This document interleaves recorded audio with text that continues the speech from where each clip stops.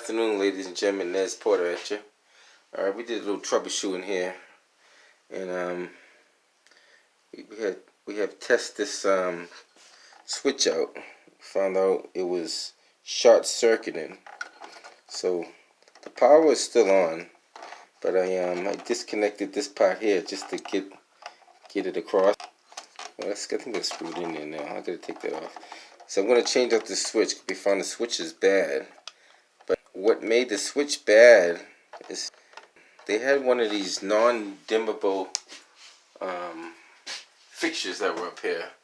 It had a transformer that stepped it down from 120 to 50 volts. And to my knowledge, those transformers, you shouldn't dim those because it's at a low voltage already. So this is the light that was in there. I'm not sure if that's even the right light that belongs in there.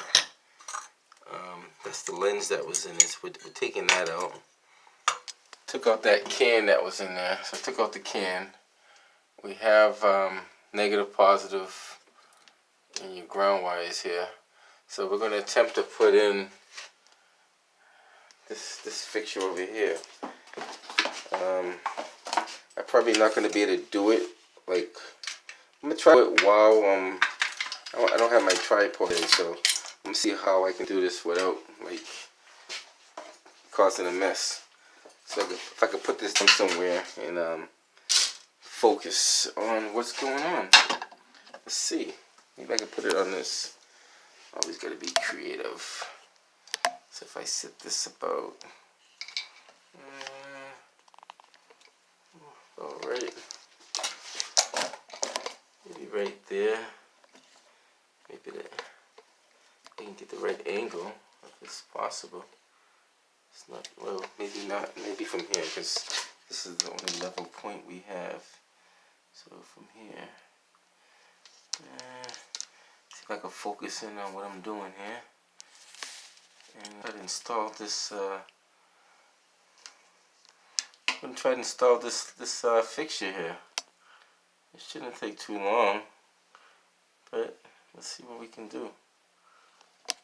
I'm going to make this worse than I should be making it, because every time I move it, it just makes it more crazier. How about that?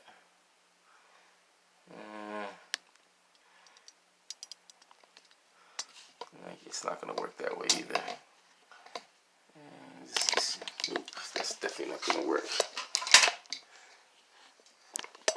I guess I'm not going to be able to record me doing it. Maybe I don't have a good angle to hold this set and keep it. If I find one, that'll be good, but I don't think I'm going to find a positive angle to keep this thing at. Maybe if I do it this way, this might make a difference. Nope, that's not going to do it either.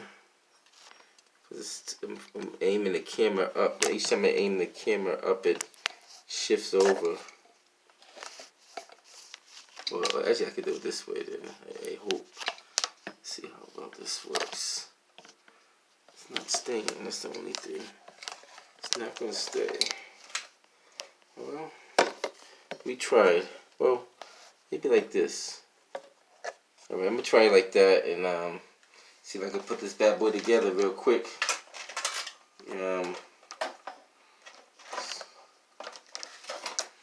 Hopefully everything fits in the right way, so we'll see. So this is basically what we have. We have this box. We have the strap connectors, white, black. The fixture should be the same size hole. So we're going to see what happens. Let's see if we can put this in there. There's no power coming up here, so the power is off. So we can take these off completely. If there was power, we'd be able to. If there was power, if I touch the black and these two together, I would have a short circuit. It would trip the breaker. Be good to go anyway. So a lot of people criticize me for doing that, but I've been doing it long enough to know better. So there's nothing in the electrical code book that says that you cannot work with the power on or off. Nothing specifically says that. It just says, you know, you have to follow the code. That's all it says. this thing here is going to push this in pretty hard because that's a pump in here, so it's going to get that in there. I think it's in there already. Okay, cool. So, one more. Yeah, we're in there. I guess we are. Well, one more push, I guess.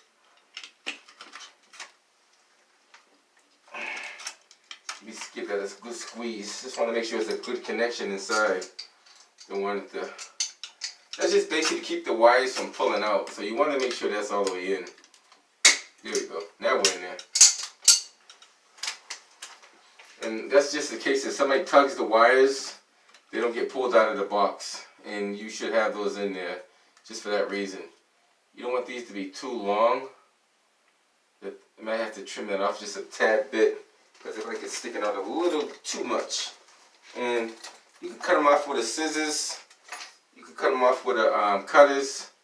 This particular heavy duty scissors, just take it right here, snip it off like that. No big deal. Same thing here, just snip off the top, just like that. The ground wire you don't really have to worry about because it's bare. It goes all the way down, so it's cool. Just quick and easy. Nothing too fancy. No special tools required. And just match them up. Green typically goes with bare or green. Push it all the way into, if you feel it, when you tug on it, it don't come back out. So push it in. There we go. Make a nice little tug. Second one, we're going to do the white one next. It doesn't matter which order you do it in, as long as you make sure they're secure properly. You don't see no copper sticking out the bottom. You don't want any copper out the bottom. Give them a little tug. Make sure they don't come out. The black one the same way. You want to make sure when you push it in that the copper is going to go in enough, and you want to make sure it's not going to stick out the bottom. And just like that. 1, 2, 3. Push these in nice and firmly all the way to the bottom of the box. And make sure there's enough space. Nothing's rubbing up against nothing. Once you got it nice and flat, close the box. Just like that. I'm just going to gently shove this in. Shove it in. There's enough space out there. Just make sure you know you're tucking in there. You're not interfering with nothing else, and there's no obstructions in there. Take this in. Shove it in nice and gentle, just like that. So now you know your box is right here. Always try to push your box on the side where the wire is. Don't try to extend it across the other way. So if the wire is going this way, put it on the side where the wire is. It makes it a little bit easier. Now I'm going to just put this in and see what size. Now this is the size that she picked out, so looks like it's going to be pretty good. Might have to just do a little, might have to put a little cap on this, but yeah, we do have to put a cap on this because the hole is pulled through. But for the time being, matter of fact, we probably can use that cap that she has here. We might have to modify this cap. It's not going to fit the way it is. I have to come back and get her a different cap to go over this, which is not a difficult thing to do. That one's not going to work, but we'll give them light for the time being until we can get the right size in there. I'll let her know we got to get a cap to go on here because this hole is a little too small. Well, we'll leave like that for now anyway. I just don't like the way it looks like that. I want it to be flush. So they make a little ring that comes out a little further. I could also modify this one, like cut this out and do that, but I think we're going to get the right one to do it. So that's all set with that. If I want to test it to see if it works, all I'm going to do is just jump these two wires across just to make sure it's working. And it is working. Basically what I just did, so you guys know what I did, I just jumped the two wires. So what I did here, I took the screw off the switch, which anybody can do. It's not rocket science. You just gotta know the rules of electricity. You can touch this, you can touch that, as long as you're not grounded out. Tap this to that, you got power. Lights on, just like that. And I owe a lot of my teaching to John Capos, Harry Coleman, John Oliveira, Mark Gainsford. Those guys taught me a lot in my school years, so I've been doing this for quite a while. and I just do what I do. There's no rocket science behind this stuff. I mean, the rule of thumb of touching live wires like this is you don't want to be grounded. You don't want to allow electricity to pass through your body as well. So say if I'm touching this piece here, which is metal, and touch my other hand over here. They always say work with the one hand rule. If a lot of electricians follow that, there's no problem. Don't ground yourself. Know which wire is alive. I know this wire is dead. This is the feeder. So it's pretty straightforward. What I'm going to do is I'm going to test this out to see if the switch works. I think the switch burnt out, which I'm pretty sure because of the short circuit. And my theory is right. The switch is not working. Because I was assuming that it wasn't working. And I said, let me buy a new switch just in case. So that's what I did. So switch is bad. So what I'm going to do, I'm going to try to sit this thing over here. I don't have my tripod today, so it's going to make things a little bit more difficult to put this up here. Normally I have my my camera guy with me. I don't have my camera guy with me today either, so that's two things I don't have.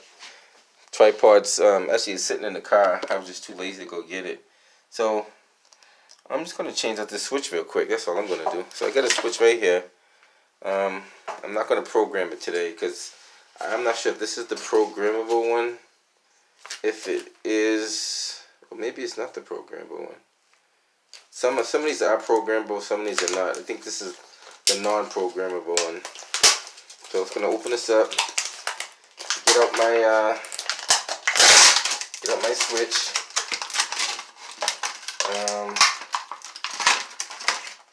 We're using the ground, and this happens to be a three-way, but you could use it as a double pole or a single.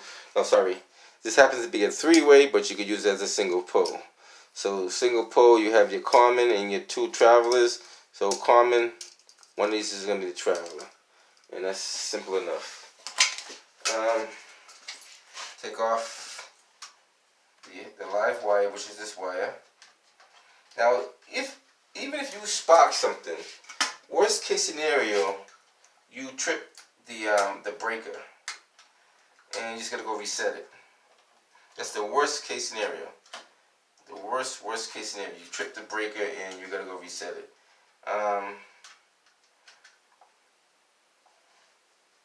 Get this off without taking off the screw. Sometimes it's tough to get these off the. There we go. Take that off like that. Take off the ground wire, which is right here. Take this off, so that's off. So the switch is off. Just in the same way you take it off, put this one back on the same exact way. Now, this one, it could bring the power up on this. That's the power for that. So we're not in complete darkness. And I'm doing this for my buddy Dave. Dave Kiley is the man. Doing another shout out for Dave Kiley, Performer Design. Had to do a quick fix job here. Get the customer up and running quick as possible. They needed light in their shower, so doing this emergency call for him. You know, switch this over. Use this side. Make it easier. All right. Which way we're facing this? This is up. This is down. So here we go.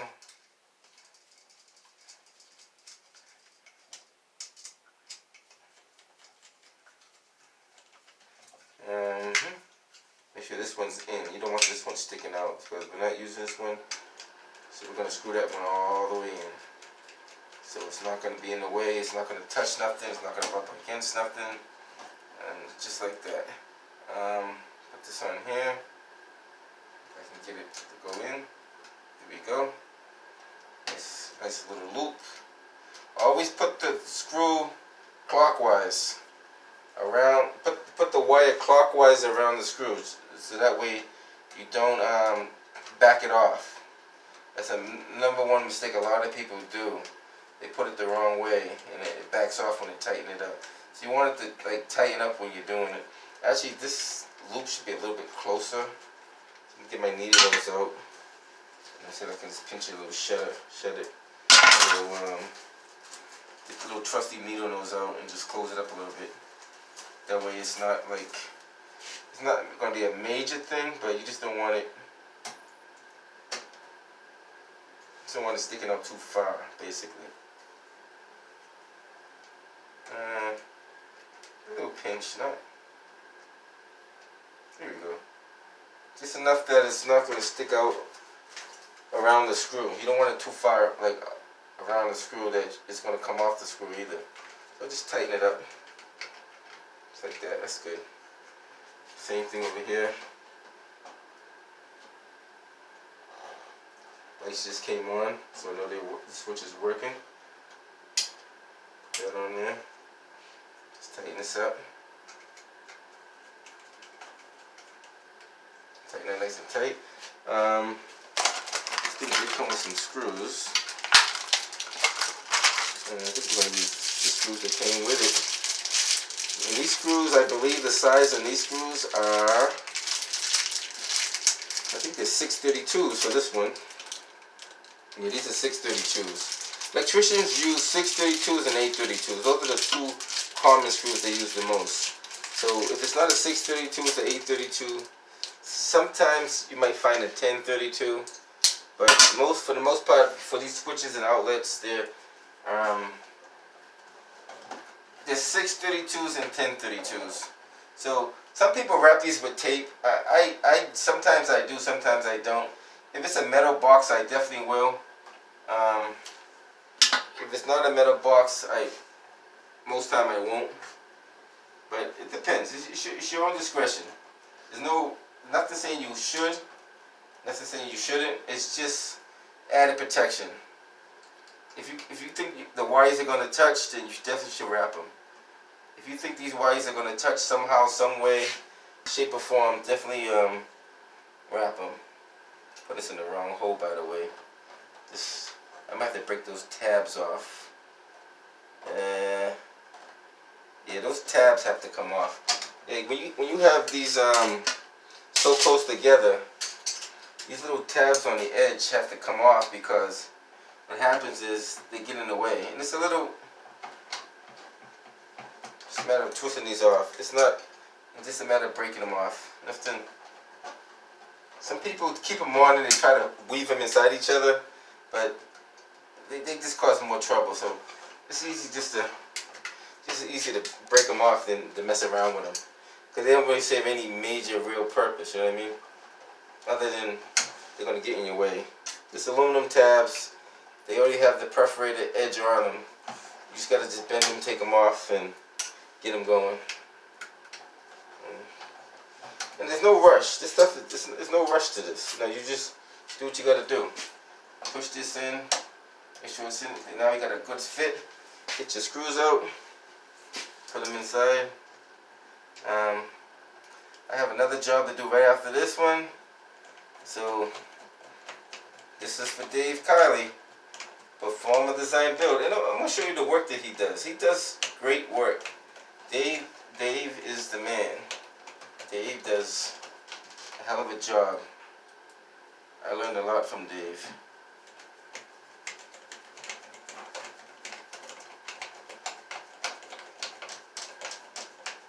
Alright, so we got the switch in there. That's just the ground, and push that down. So when I put the plate on, there's like a decoder plate. This plate right here that goes over this. So you just kind of just screw it in like this.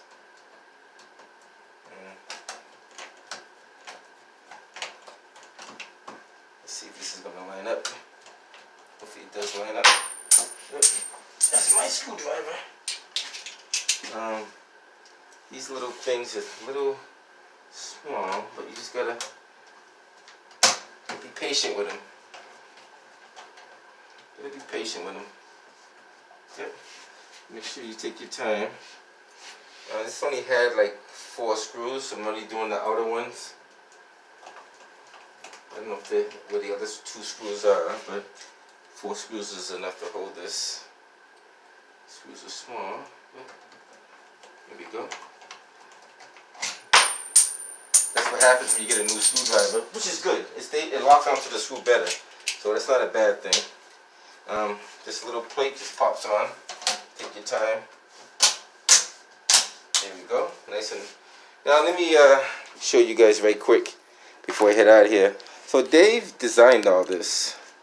We're getting this ready for a tenant. So Dave Kiley, he designed all this. This is all his design, all his work here. So I'll give you guys a brief view of what Dave does.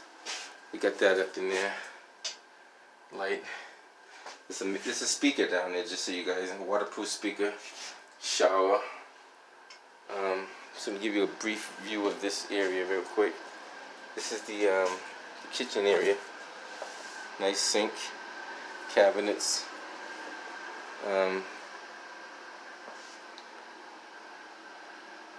He designed all this himself. He does a lot of outstanding work.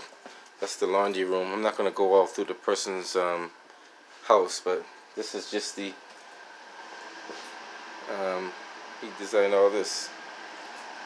This is the bedroom.